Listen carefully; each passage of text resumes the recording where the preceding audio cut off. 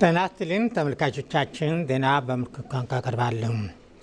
በመላው ኢትዮጵያ በክርስትና ጥላ ውስጥ የሚገኙ ቤተ እምነቶች ያሉ ክርስቲያኖች የትንሣኤን በዓል በተስፋ በመስተዋነትና በአዲስ መነሳት መንፈስ በአንድነት ያከብራሉ። ከሳምንታት የጾም የጥሞናና ራስን የመመልከት ጊዜ በኋላ ፋሲካ በእውነተኛ አምልኮ መንፈስን አድሶ ቤቶችንም በደስታ ይሞላል።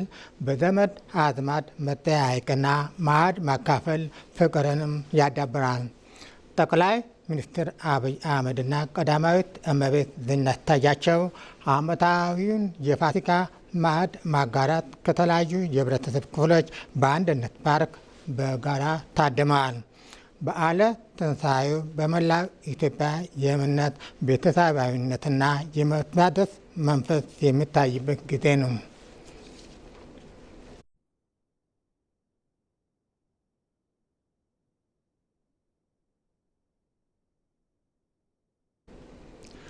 የአዲስ አበባ ከተማ ከንቲባ አዳነች አቤቤ 27ኛውን የተስፋ ብርሃን የምገባ ማዕከል መርቀው በይፋ ምገባ አስጀመሩ።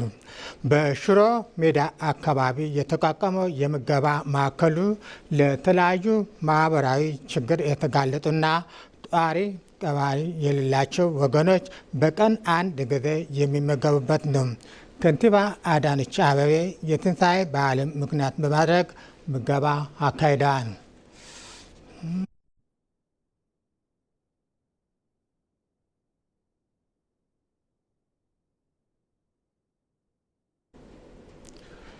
የሰው ልጅ ሕገ እግዚአብሔርን በመጣስ በሰራው ኃጢአት ሊደርስበት ከሚችለው የዘላለም ሞት ኢየሱስ ክርስቶስ ሕይወትን ሰጥቶ እንዳዳነው የክርስትና እምነት አስተምሮ ያስረዳል።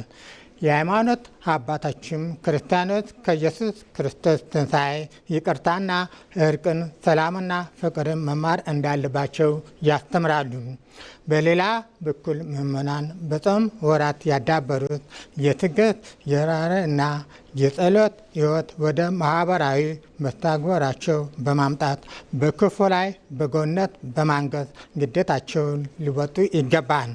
የበዓሉ እሴት በተግባራዊ ሕይወት በማሳየት ለሀገር አንድነትና ለወገን ፍቅር መትጋትም ይጠይቃል።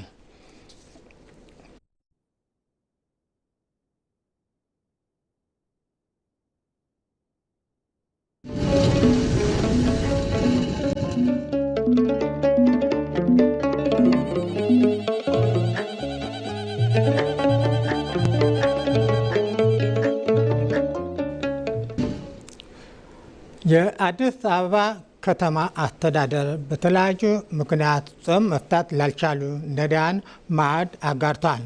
በሀብሮት ቤተ መጽሐፍ ለ4ኛ ጊዜ በተደረገው የማዕድ ማጋራት ስነስርዓት ላይ የአዲስ አበባ ከተማ አስተዳደር ምክር ቤት አፈ ጉባኤና የሀብሮት ቤተ መጽሐፍት የቦርድ ሰብሳቢ ወይዘሮ ብዜና አልከድር ተገኝተው የእንኳን አደረሳችሁ ብለዋል።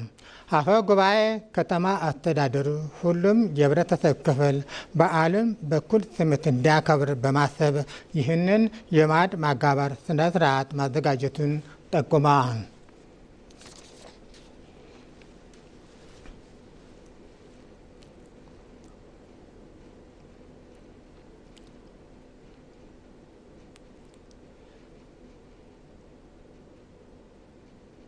በመጨረሻም የውጭ ዜና።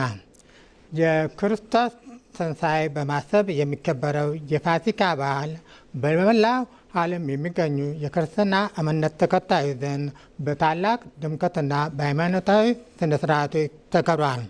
በዓሉ በክርስትና እምነት ተከታዮች ዘንድ የሰላም የፍቅርና የአዲስ ተስፋ ምልክት ተደርጎ የሚሰጥ ሲሆን በተለያዩ ሀገራት የምስጋና የደስታ መግለጫ ሆኖ ይከበራል።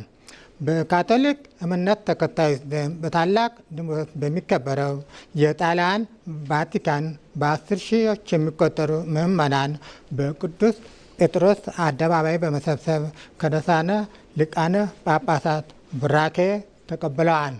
በተመሳሳይም የኦርቶዶክስ ምዕመናን ቅዳሜ እኩለ ሌሊት ሻማዎችን በማብራት ክርስቶስ ተነስቷል የሚል አዋጅና ልዩ የቤተ ክርስቲያን ስነ ስርዓት በዓሉን አክብረዋል።